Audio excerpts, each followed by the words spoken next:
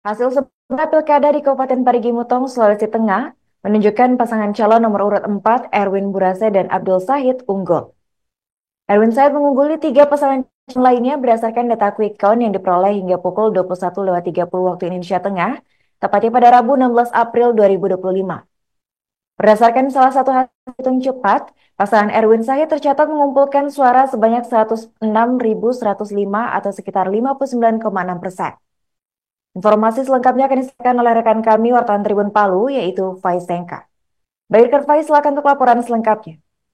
Terima kasih Arin. Permisa, saat ini masyarakat Kabupaten Parigi Mutong masih menunggu pengumuman resmi dari KPU terkait siapakah calon bupati dan wakil bupati yang menang pada PSU Pilkada 2025. Meski begitu, berdasarkan hitungan cepat oleh tim pemenangan pasangan nomor urut 2, mereka sudah yakin betul bahwa calon mereka yang dukung menang telak di 23 kecamatan yang ada.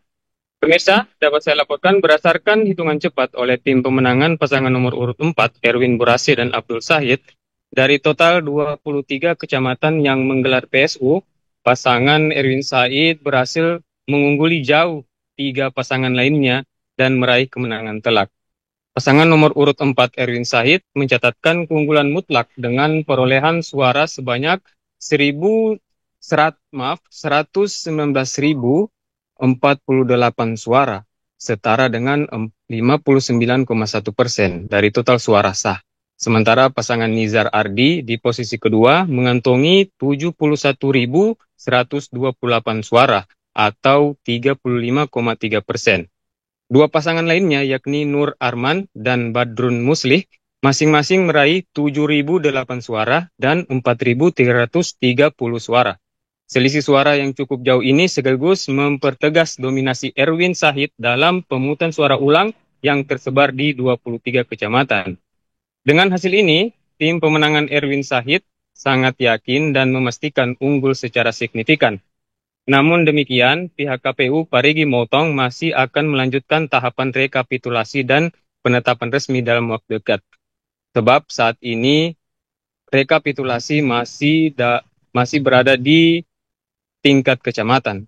Tim pemenangan Erwin Sahid juga menyampaikan terima kasih atas kepercayaan masyarakat dan menyatakan siap melanjutkan program kerja yang sempat tertunda. Mereka juga mengajak seluruh elemen masyarakat bersatu kembali pasca pilkada.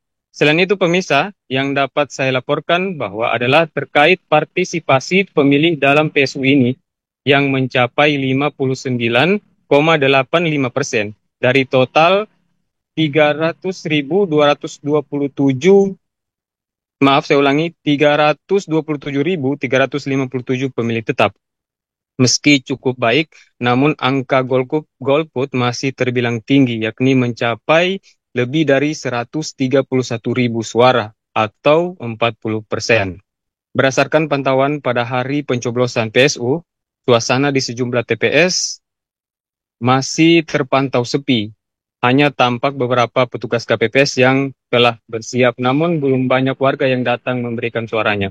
Meski belum ada keterangan resmi dari KPU terkait jumlah partisipasi pemilih, pihak KPU sebelumnya menyatakan telah mempersiapkan pelaksanaan PSU secara matang, termasuk pelatihan petugas dan distribusi logistik yang tersebar di 23 kecamatan hingga sosialisasi.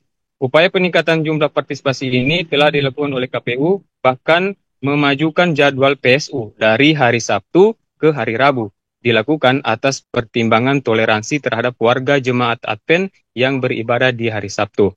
Komisi Pemilihan Umum Republik Indonesia menegaskan bahwa dalam PSU ini hanya pemilih yang terdaftar dalam daftar pemilih tetap, daftar pemilih pindahan, serta daftar pemilih pemula hasil pemutakhiran yang berhak mencoblos.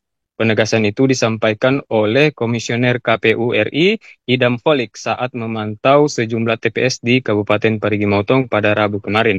Idam mengatakan, ketentuan ini merujuk langsung pada amar putusan Mahkamah Konstitusi dan sifatnya mengikat serta tidak dapat ditawar.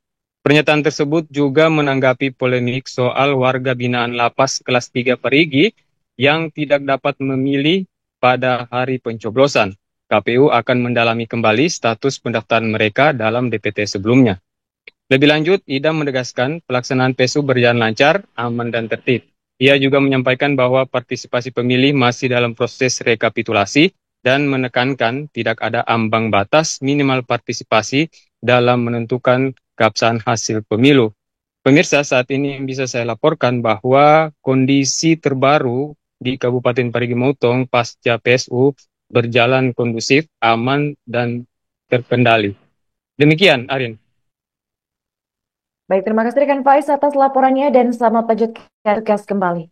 Rekan kami juga melakukan wawancara bersama Komisioner KPU Republik Indonesia Divisi Teknis Penyelenggaraan, yaitu Idam Kholik.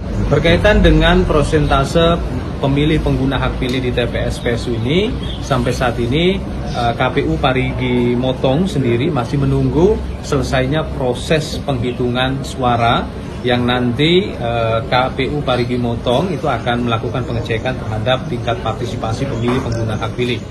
Download Tribun X sekarang, menghadirkan lokal menjadi Indonesia.